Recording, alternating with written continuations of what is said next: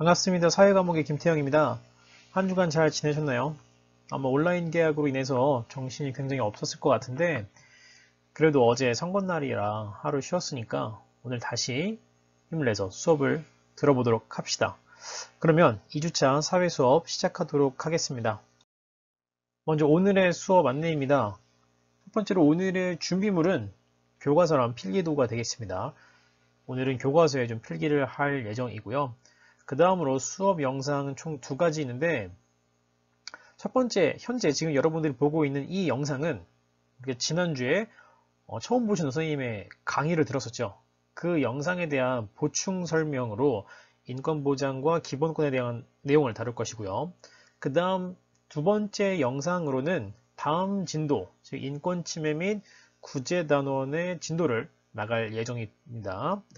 그 다음에 수업 질문은 EBS 온라인 클래스 이제 게시판이 있어요. 질문 게시판이 있는데 그쪽에 들어가면은 여러분들이 글을 남길 수가 있습니다. 그래서 거기다 질문 사항이 있으면은 남겨서 주면은 제가 직접 읽어보고 댓글로 답변을 하는 식으로 하겠습니다. 그리고 이제 앞으로 사회 수업, 사실 뭐 다른 모든 과목도 마찬가지인데요. 사회 수업 출결과 관련해서는 각 반의 담임 선생님들이 아니라 사회 선생님인 제가 직접 여러분들에게 문자도 보내고 전화를 걸 예정입니다. 그래서 출결 과제를 좀 확인을 하고 독려를 할 예정입니다. 만약에 여러분들이 출결을 완료했는데도 불구하고 선생님이 이제 기록을 잘못했다. 그러한 문제점이 있을 때에는 지금 보이는 그 번호 있죠? 070-5084-6147로 전화를 걸면 되겠습니다. 그래서 이 번호가 누군지 알아야 될 거 아니에요. 그쵸? 그렇기 때문에 지금 여러분 사회교과서 목차 부분에다가 현재 이 번호를 적어두세요. 나중에 까먹고 이제 영상 다시 찾아보시지 말고 지금 적어두시기 바랍니다. 따라서 제 전화를 받고 싶지 않으시다면 오늘 중으로 꼭 수업을 열심히 들어주세요. 그리고 뭐 혹시 나는 얘기지만 이 번호로 장난 전화는 하지 마세요. 됐죠?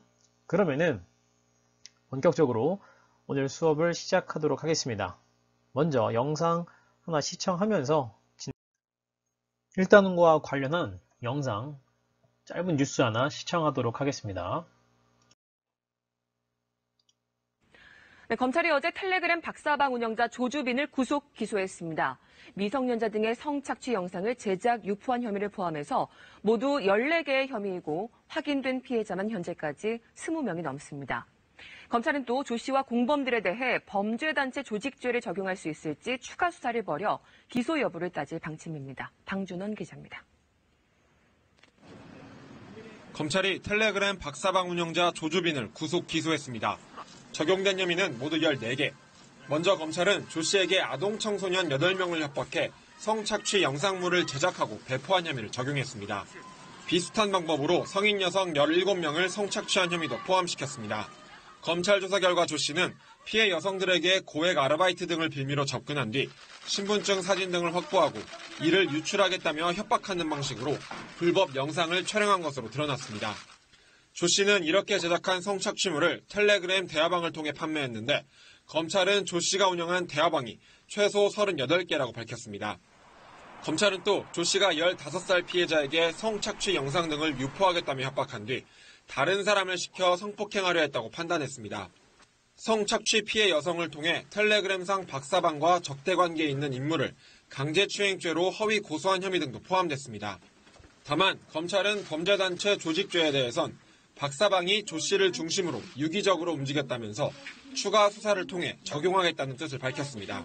앞으로 검찰은 공범 및 여죄에 대한 철저한 수사를 진행하여 범죄단체 조직죄 적용을 적극 검토하고 조 씨가 벌어들인 돈 중 확보된 것은 현금 1억 3천만 원가량으로 검찰은 증권 예탁금과 주식, 가상화폐 지갑 15개 등을 몰수 보전 청구하고 범죄 수익을 더 찾고 있습니다.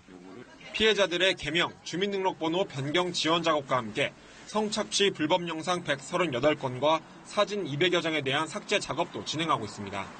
검찰은 또 사회복무요원 강모 씨와 태평양 원정대를 운영한 이모군도 조 씨의 공범으로 함께 재판에 넘겼습니다. KBS 뉴스 방준원입니다.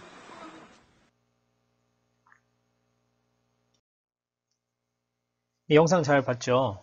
최근 이슈화된 N번방 사건에 대한 뉴스입니다. 알고 있는 학생들도 있을 것 같고 어쨌든 많은 국민들이 분노하고 놀랬던 그런 사건입니다. 이 사건에 대해서 여러분들도 좀 알고 있겠지만 제가 조금 설명을 더 하자면은 조주빈이라는 사람을 필두로 해서 미성년자와 성인 여성을 대상으로 음란물을 넘어선 성착취물의 영상을 제작하고 이제 배포했으며 또한 이 N번방이라는 텔레그램에 접속하기 위해 거액의 돈을 지급하고 혹은 또 다른 여성들의 불법 촬영물을 유포한 모든 가해자가 최대 28만 명으로 추정이 되고 있습니다. 굉장히 심각한 문제죠.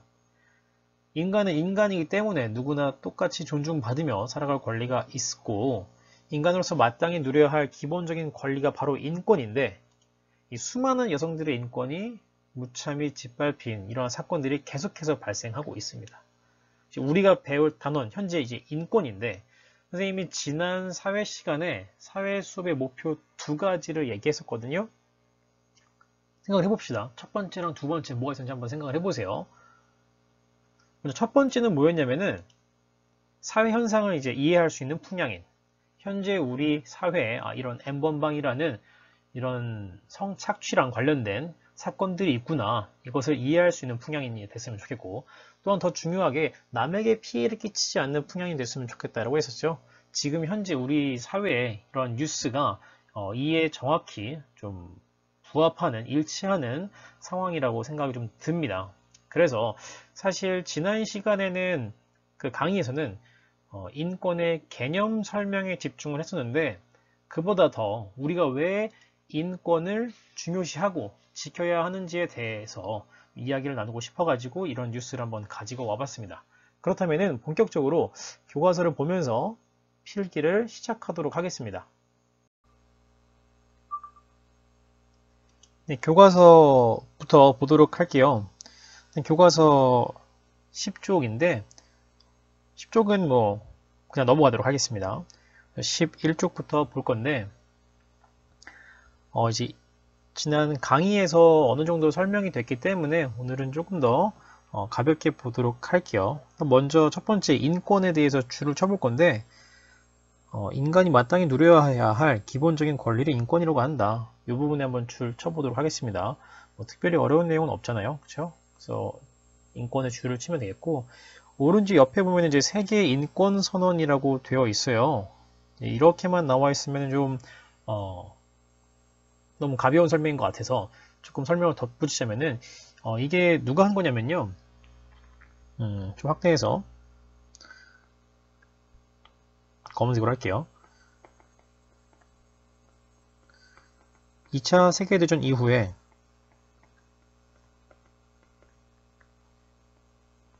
UN에서 이제 선언한 부분이 되겠습니다. 세계인권선언이라는 것 자체가 이제 2차 세계대전 당시에 어떤 일이 있었냐면은 뭐 유대인 학살 아니면 뭐 일본이 우리나라를 지배했던 그 일제강점기 역시도 이 시기인데 뭐 그 당시에 뭐 민간인 학살이라든지 아니면 뭐 위안부의 문제라든지 강제 징용 문제 이런 문제들이 굉장히 많았었잖아요. 2차 세계대전 당시에 민간인과 군인들을 포함해서 사망한 숫자가 약 7천만 명이라고 합니다. 이 당시에 정말로 인류의 인권 침해가 너무나도 난무했었기 때문에 이를 반성하자는 차원에서 1948년에 UN 기구에서 세계인권선언이라는 것을 이제 발표하게 된 것이죠. 이 세계인권선언의 배경을 들어보니까 굉장히 좀 무섭기도 합니다. 그 다음으로 이제 인권 보장의 중요성을 보도록 할게요. 첫 번째로 인간이 태어날 때부터 본래 지닌 권리이다 라는 부분은 어떻게 쓰냐면은 천부인권이죠.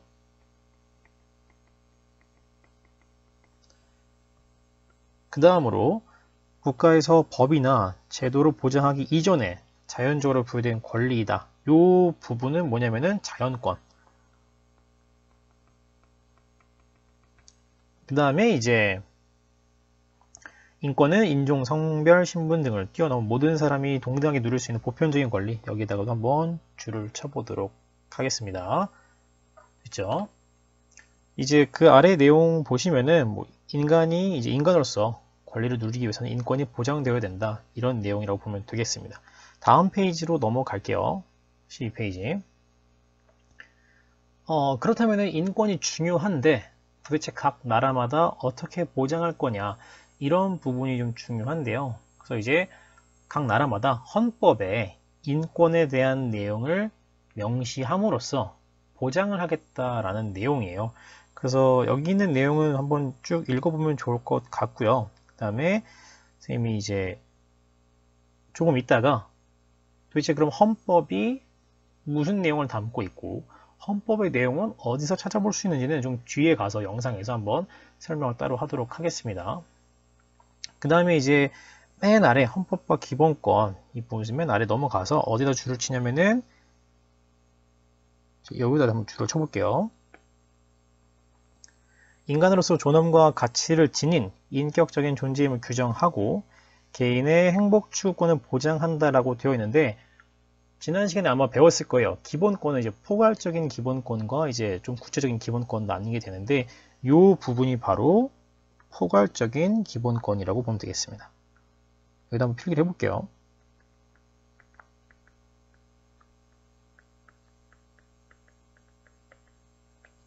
우리 헌법이 지향하는 기본권은 이러한 취지이고, 이제 뒤에 나올 개별적인 기본권들이 다 모든 기본권을 포함하지 못하기 때문에 거기에 포함되지 못한 기본권은 이제 인간의 존엄과 가치 그리고 행복 추구권이라는 포괄적인 기본권에 포함된다라고 보면 되겠습니다.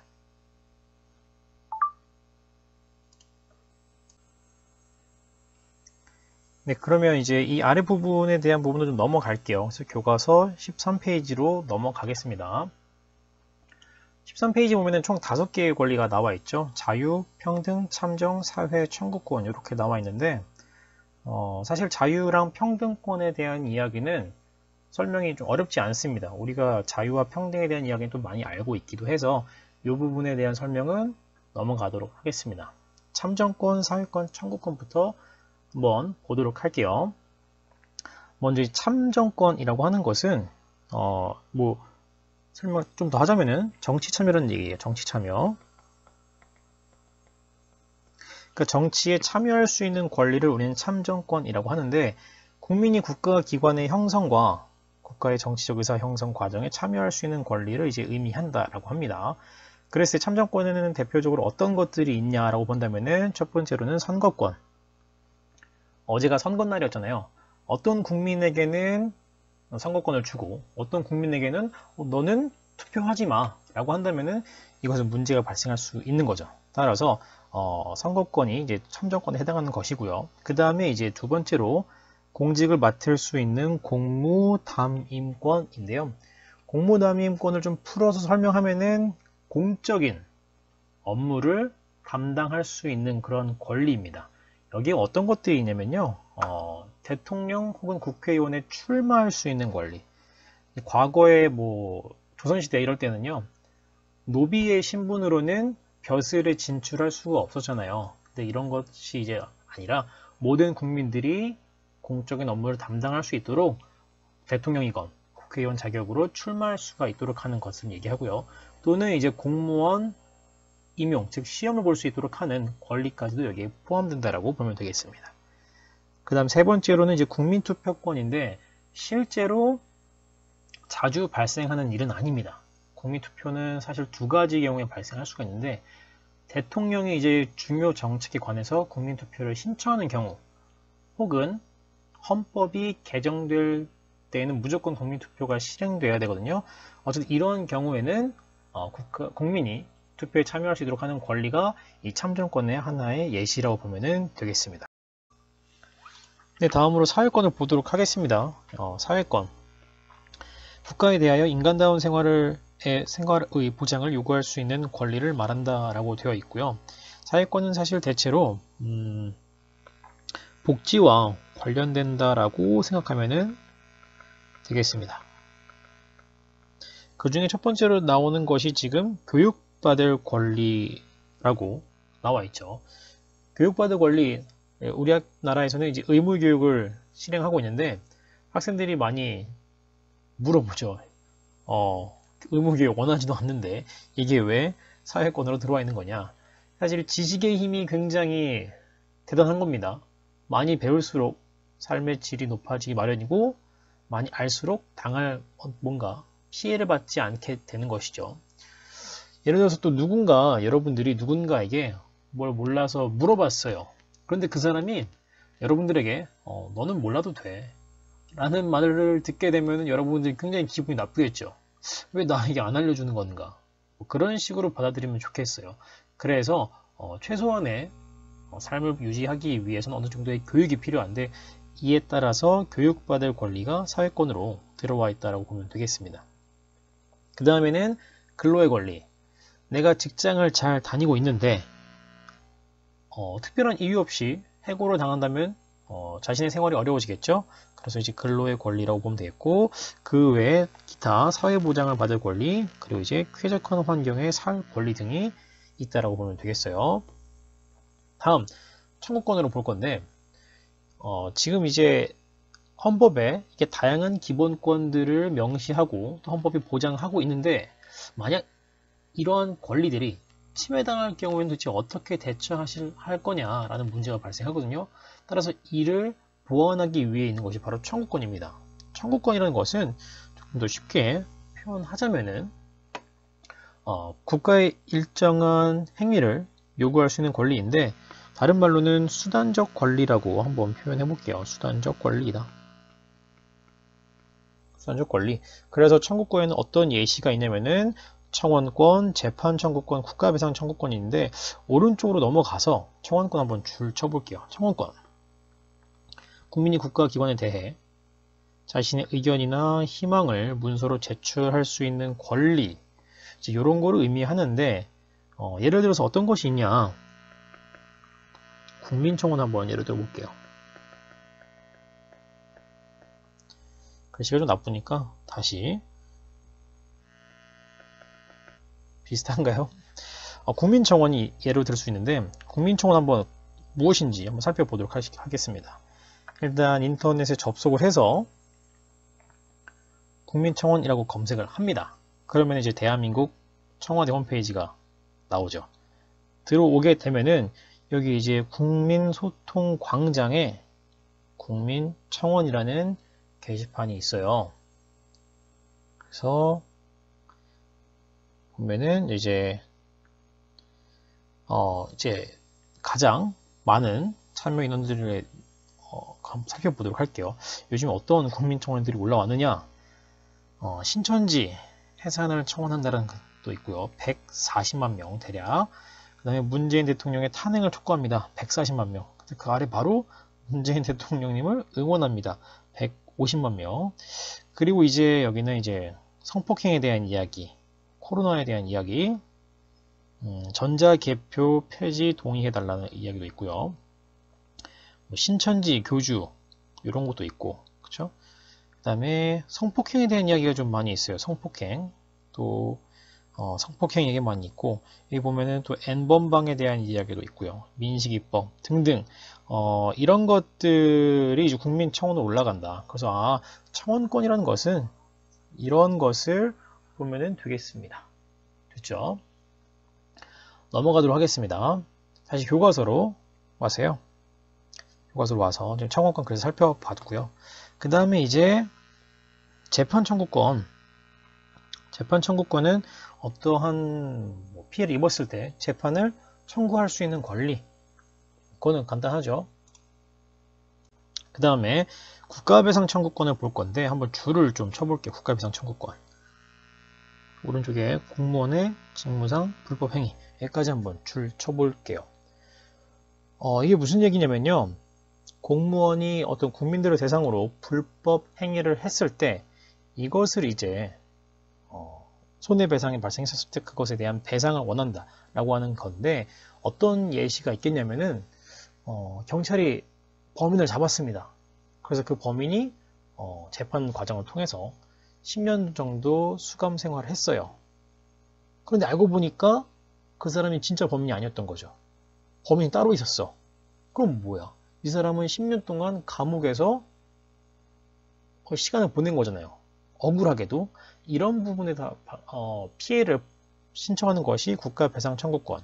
조금 더 이제 간단한 예로는, 일상생활에서 있는 예로는, 만약에 이제 어떤 국가가 공장을 지었는데, 하천 근처에 공장을 지었는데 그쪽에서 수질 오염이 발생해서 주민들이 피해를 입었다.